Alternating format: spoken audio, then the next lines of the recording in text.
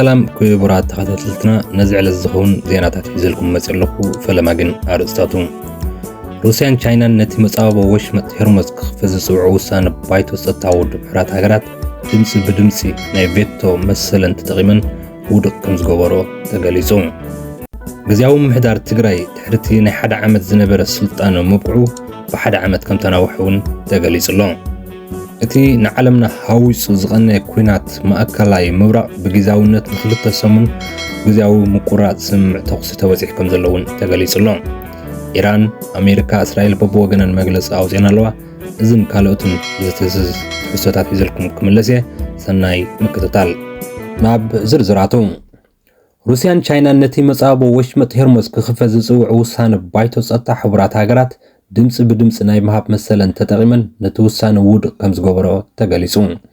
اتي بمبزحتن أبال هاقرات اتبيت مخر دقف زرخب وسانه بتقاوم زنكلت هاقرات كن كي صدق طريفلون نتوسانه بحرين ديمقراطية ريبابليك كونغو دنمارك فرنسا غريخ لاتفيا لايبيريا بنما صوماليا عباي بريطانيا امريكان زركبن 11 هاجرات ناي دغاف دمصي مهابنون تفليطلون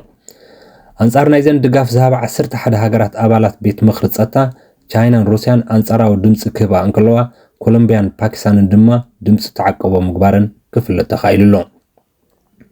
እዚ ድምጽ ዝተዋሃበሉ ምኽንያት ብሰንኪ እቲ ስትራቴጂካዊ ጥቅሚ ዘለዎ መስመራት መጓዓዝያ ባሕሪ ዝተፈጥረ ምዝንብዑ ስዒቡ ብደረጃ ዓለም ዝፈጥሮ ስክፍታ ቀረብ ሰዓትን ነህርን ኣብ ዝረኣየሉ ዘሎ እዋን እዩ ከም ጸብጻብ አልጀዚራ መሰረት ሕጽረት ቀረባት ምፍጣር ዋጋ ነዳዲ ብዝለዓለ ነሃር ክኽብር ክብልን ከም ዝገበሮ ብምግላጽ ንሓደ ዘይተጻረየ ነዳዲ ንበርሚል $150 በፂሑ ከም ዘሎ የረድእ ኣብ ኢሳን ኤውሮጳን ዝርከባት ካላት መጻረይ ነዳዲ ኣማራጺ ኣቅርቦት ንምርካብ ዝገብሮ ዘለዋ ውድድር ብምሕያሉ ብፍላይ ካብ ኤውሮጳን ኣፍሪካን ዝለኣኹ ዘይተጻረዩ ዓይነት ነዳዲ ዋጋኦም ብዝለዓለ ደረጃ ምውሳኹ ሕጽረት ነዳዲ ብደረጃ ዓለም ዝፈጥሮ ቅልውላው ነሃር ዋጋን ኣብ ኣህግራዊ ዕዳጋታት ጸዓት ዝፈጥሮ ዘሎ ሰፊሕ ጽልዋ ምልክት ምዃኑ ተገሊጹ ኣሜሪካን እስራኤልን ኣብ ልዕሊ ኢራን ዝኸፈቶ ወታደራዊ ወራር ኢራን ንመጻውቦ ወሽመጥ ሄርሞዝ ክትዓጽዎ ከም ዝተገደደት ይፍለጥ እዚ ከዓ ነቲ ብውሕዱ 12 ሚልዮን በርሚል ኣብ መዓልቲ ወይ ድማ ኣስታት 12 ሚእታዊት ካብ ዓለማዊ ቀረብ ከም ዝጎድል ገይርዎ ምህላው እቲ ዝወፀ ጸብጻብ የረድእ ዋጋ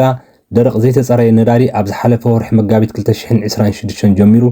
ናብ $119.50 ሳንቲምን ንሓደ በርሚል ከም ዝበጽሐ ዘረድእ ኮይኑ እዚ ድማ ካብ 2014 ጀሚሩ ዝለዓለ ወሰኽ ነዳዲ ኮይኑ ተሰኒድሎ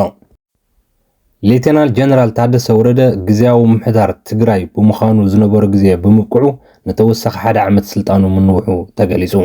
ኣብ ዝሓለፈ ክልተ መዓልታት ስልጣን እቲ ግዝያዊ ምሕዳር ሓንሳብ ን6 ወርሒ ሓንሳብ ከዓ ንዓመት ተናዊሕ ዝብል ዘይንጹር ሓበሬታ ክዝርጋሕ ምጽንሑ ዝፍለጥ ኮይኑ ሎሚ ግን ቤት ጽሕፈት ቀዳማይ ሚኒስተር ኣብ ኣሕመድ እቲ ስልጣን ግዝያዊ ምሕዳር ንሓደ ዓመት ምንውሑ ሌተናል ጀነራል ታደሰ ወረደ ከዓ ፕሬዝደንት ግዝያዊ ምሕዳር ኮይኑ ክቕጽል ከም ዝተወሰነ ብወግዒ ኣፍሊጡሎ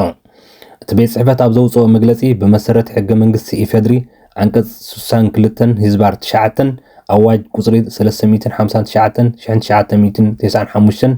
አንቀጽ 14 ህዝባር 2 ለ ከምኡውን ግዝያዊ ምሕዳር ትግራይ ንምቋም ዝወፅእ አንቀጽ ቁጽሪ 479/2013 ዝተዋሃቦ ምዃኑ ሓቢሩ እቲ ምንዋሕ ስልጣን ሌተናል ጀነራል ታደሰ ወረደ ድሕሪ እቲ ዓመታዊ ጸብጻብ ኣፈጻጽማ ስራሕ ምቕራቡ ድሕሪ ሓደ መዓልቲ እዩ ተፈጺሙ እቲ ቀዳማይ ሚኒስትር አብይ አሕመድ ትማሊ ብ7 ሚያዝያ 2026 ምስ ሌተናል ጀነራል ታደሰ ወረደ ብዛዕባ ዓመታዊ ጸብጻብን ስራሕ ኣፈጻጽማን ምዝራቡ ይዝከር ሌተናል ጀነራል ታደሰ ወረደ ንመጀመርያ ግዜ ብ8 ሚያዝያ 2025 ንጌታቸው ረዳ ተኪኡ ፕሬዝደንት ግዝያዊ ምሕዳር ትግራይ ኮይኑ ምምዛዙ ይዝከር ታደሰ ወረደ ቅድሚ ፕሬዝደንት ኮይኑ ምሻሙ ምክትል ፕሬዝደንት ግዝያዊ ምሕዳር ትግራይ ሓላፊ ካቢኔት ሴክሬታሪ ሰላምን ጸጥታን ኮይኑ ምግልጋሉን ይፍለጥ ኣብቲ ግዜቲ ቀዳማይ ሚኒስተር ኣብ ኣሕመድ ሌተናል ጀነራል ታደሰ ወረደ ብድሆታት እቲ ክልል ኣጸቢቑ ስለ ዝፈልጥ ኣብ ዝወሳነ እዋን ንትግራይ ንምምራሕ ድሉ ምዃኑ ብሰፊሑ ይእመነሉ ክብል ገሊጽዎ ነይሩ እቲ ቅድሚ ዓመት ዝተዋሃበ ሽመት ታደሰ ወረደ ብስምምዕ ህወሓትን ማእከላይ መንግስትን ምንባሩ እውን ይዝከር እዚ ሕጂ ተዋሂቡ ዘሎ ምንዋሕ ስልጣን ግን ህወሓት ተሰማሚዑሉ ዲ ወይሲ በይናዊ ውሳነ ኣብ ኣሕመድ እዩ ዘይተፈልጠ ኮይኑ ብወገን ህወሓት ክሳብ ሕጂ ዝወፀ መግለጺ የለን እቲ ኣብ ማእከላይ ምብራቕ ንኣስታት ሓደ ወርሒ ክካየድ ዝቐነየ ደማዊ ኩናት ብግዜያዊ ምቁራጽ ስምምዕ ተኩሲ ደው ኢሉ ኣሎ። ኢራን ንክልተ ሰሙን ውሕስ ጉዕዞ ባሕሪ ይከኣል እዩ መጻቦ ወሽመጥ ሄርሞዝ ንምኽፋት ክልተ ሰሙን ዝጸንሕ ስምምዕ ምቁራጽ ተኩሲ ተበፂሑ ከም ዘሎ ብወግዒ ኣፍሊጣላ። ኢራን ኣብ ውሽጢ ናይ ክልተ ሰሙን ስምምዕ ምቁራጽ ተኩሲ ብመጻቦ ወሽመጥ ሄርሞዝ ውሕስነቱ ዝተሓለወ ጉዕዞ ባሕሪ ንውስን ግዜ ከም እተፍቅድ ኣፍሊጣላ። ሚኒስትር ጉዳያት ወጻኢ ኢራን ዓባስ ኣራክቺ ንላዕለዋይ ባይቶ ሃገራዊ ድሕነት ሃገሩ ወኪሉ ኣብ ናይ ኤክስ ሕሳቡ ዘውፅኦ መግለጺ ንዝቕጽሉ ክልተ ሰሙናት ምስ ዕጡቓት ሓይልታት ሰራዊት ኢራን ብምውህሃድ ቴክኒካዊ ድርትነቱ ኣብ ግምት ብምእታው መጻቦ ወሽመጥ ሄርሙዝ ውሑስ መጓዓዝያ ባሕሪ ይከኣል እዩ ክብል ገሊጹ። ወሲኹ እቲ ሚኒስትር ጉዳያት ወጻኢ ኢራን ነቲ ናይ ክልተ ሰሙን ስምምዕ ምቁራጽ ተኩሲ ዝተቐበለቶ ኣሜሪካ ስትራቴጂካዊ መጻቦ ወሽመጥ ሄርሙዝ ክፉት ክኸውን ዘቕረበቶ ጠለብ መሰረት ምላሽ ምሃብ ብምዃኑ ብምግላጽ ኣብ ልዕልና ዝፍጸም መጥቃዕቲ ደው ክብል ድሕሪ ዝተበጽሐ ስምምዕ እዩ ክብል ኣብርሂዩ። እቲ ዝርርብ ናብ ዘላቕ ሰላም ንኽበጽሕ ከዓ ኣብ ኢስላማባድ ፓኪስታን ክጅምር ምዃኑ ትጽቢት ይግበር። ላዕለዋይ ቤት ምክሪ ሃገራዊ ድሕነት ኢራን እቲ ተኩሲ ደው ምባል ቅድመ ኩነት ዘለዎ ምዃኑ ብምግላጽ ኣብ ልዕሊ ኢራን ዝፍጸም ዝኾነ መጥቃዕቲ እንተደኣ ደው ኢሉ ናይ ምክልኻል ስጉምትናን ሓይልታት ምክልኻልና ዝወስድዎ ግብረ መልሲ ስጉምቲ ደው ክብል ምዃኑ ገሊጹ። እንተኾነ እቲ ቤት ምክሪ ካብ ኣሜሪካ ሙሉእ እምነት ከም ዘይብሉ ብምጥቃስ እቲ ዝርርብ ክቕጽል ምዃኑ እኳ እንተገለጸ ኣጻብዕትና ኣብ ቃታ ኣለዋ ዝኾነ ጌጋ ብስሕተት ተጋጢሙ ሙሉእ ሓይልና ግብረ መልሲ ክንህብ ኢና ክብል ኣጠንቂቑ። አልጀዚራ በወገኑ ንቻናል 12 እስራኤል ብምጥቃስ ኢራን እቲ ምቁራጽ ተኩሲ ነቲ እስራኤል ኣብ ልዕሊ ሊባኖስ ትገብሮ ዘላ ወተሃደራዊ መጥቃዕቲ ደው ከተብሎ ሓዊሱ ክፍጸም ሓቲታ ከም ዝነበረት ብምጥቃስ ቴህራን ነቲ ግዜያዊ ተኩሲ ደው ናይ ምባል ስምምዕ ምስ ዘባዊ ወጥሪ ንምትእስሳር ዝገበረቶ ፈተነ እዩ ክብል ጸብጺቡ። እቲ ቤት ምክሪ ነቲ መራሕቲ እቲ ሃገር ዝምራሕ ዘሎ ዝርርብ ህዝባዊ ደገፍን ሓድነትን ክህልዎ ጻውዒት ብምቕራብ እቲ መስርሕ ዝርርብ ግን እቲ ኩናት ተዛዚሙ ማለት ከም ዘይኮነ ብጽኑዕ ኣስሚሩሉ።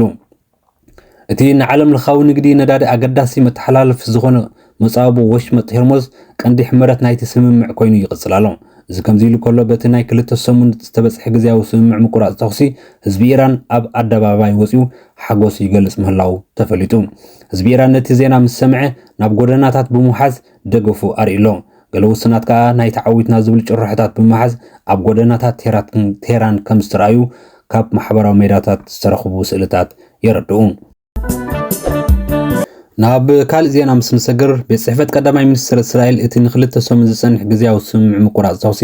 ሊባኖስ ከም ዘየጠቓልል ገሊጹ። እቲ ቤት ጽሕፈት ቀዳማይ ሚኒስትር እስራኤል ቤንጃሚን ኔታንያሁ እቲ ናይ ክልተ ሰሙን ስምምዕ ግዜያዊ ምቁራጽ ተኩሲ ነቲ ኣብ ልዕሊ ዕጡቕ ጉጅለ ህዝቡላህ ኣብ ሊባኖስ ዝመደበሩ ዝግበር ዘሎ ሰፊሕ ወተሃደራዊ መጥቃዕቲ ከም ዘየጠቓልል ብወግዒ ኣፍሊጡ።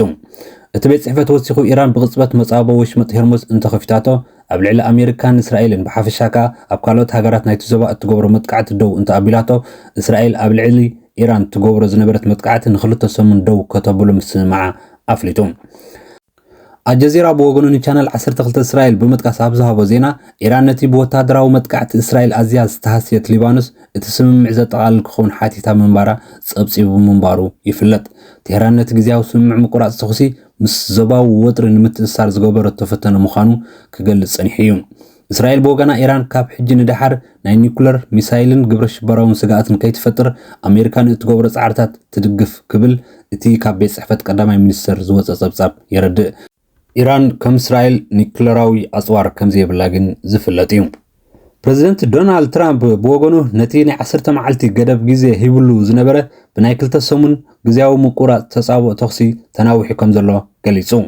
ትራምፕ ነዚ ድገለጸ ኣብቲ ባዕሉ ዝውንኖ ማሕበራዊ መራኸቢታት ሶሻል ትሩዝ ብጽሑፍ ለጢፉ ኣሎ። ፕሬዚደንት ትራምፕ ኢራን ኣብ ስምምዕ እንተዘይ በፂሓ ካብ ቅድሚ ሕጂ ዝተፈጸመ መጥቃዕቲ ብዝኸፍአ መልክዑ ኣብ ኢራን ናብ ዘበነ እኒ ክመልሰየ ክብል ከፈራርሕ ምጽንሑ ይፍለጥ። ኢራን ብወገና ነቲ ትራምፕ ዘቕርቡ 15 ነጥብታት ዝሓዘ ቅድመ ኩነት ብምንጻግ ናይ ገዛ ርእሳ ቅድመ ኩነት ብምቕራብ ኣብ ስምምዕ ክትበጽሕ ከም ዘይከኣለት ይፍለጥ። ናይ መወዳእታ ዜና ሶማልያ ኣብ ታሪኻ ንመጀመርያ ግዜ ኣብ ባይቶ ሰላምን ጸጥታን ሕብረት ኣፍሪካ መንበር ረኺባ። ሶማልያ ኣብ ባይቶ ሰላምን ጸጥታን ሕብረት ኣፍሪካ ካብ 2003 ካብ ዝምስረት ንድሓር ንፈለማ እዋን ኣብ ባይቶ ወግዓዊ መንበር ብምርካብ ዓወት ተጎናጺፋ። ብተወሳኺ እውን ታሪኻዊ ኣጋጣሚ ኮይኑ ተሰኒድላ ኣሎ። ፈደራላዊ መንግስቲ ሶማልያ ኣብ ወርሒ ለካቲት 2026 ናብቲ ጽልዋ ዘለዎ ቤት ምኽሪ ንኽልተ ዓመት ከገልግል ተመሪጹ ምእታው ዝፍለጥ ኮይኑ እዚ ድማ ኣብ መንጎ ሃገራት ኣፍሪካን ኣብ ሶማልያን ዘሎ ምትእምማን ንዓበየ ዝኸይድ ዘሎ ነጸብራቕ ዘርኢ ኮይኑ ኣብ ዞባውን ሰላምን ጸጥታን ዓቢ ተራ ከም ዘለዎ ተገሊጹ ኣምባሳደር ሶማልያ ኣብ ኢትዮጵያን ሕብረት ኣፍሪካን ዓብደላሂ ዋርፈር ባንዴራ ሶማልያ ኣብ ዋና ቤት ጽሕፈት እቲ ቤት ምኽሪ ብወግዒ ምስቃላ ሃገርና ሶማልያ በወግዒ ሓድሽ ሓላፍነት ከም ዝተሰከመ ዘመልክት ይክብል ገሊጹ ሰበስልጣን መንግስቲ ሶማልያ እቲ ምዕባለ ታሪኻዊ ዓወትን ዝድነቕን ምዃኑ ብምግላጽ ብፍላይ ኣብ መላእ ሃገር ኣፍሪካ ኣብ ዝግበር ህንጸት ሰላምን ሓባራዊ ምትሕግጋዝን ምትሕብባርን ጉዳያት ዓብይ ዝላን ቅድሚት ክብሉ ገሊጾም ኣለዉ ሃገራዊ ደረጃ ሶማልያ ዝዕቢ ታሪኻዊ ምዕራፍ ምዃኑ እውን ወሲኾም እቶም ሰበስልጣን ገሊጾም ኣለዉ ክቡራት ተኸታተልትና ንሎሚ ዘቕረብኩልኩም ዜና እዚ ይመስል ነይሩ ኣብ ካልእ ግዜ ብኻልእ ትሕሶ ክሳብ ንራኸብ ሰሰናዩ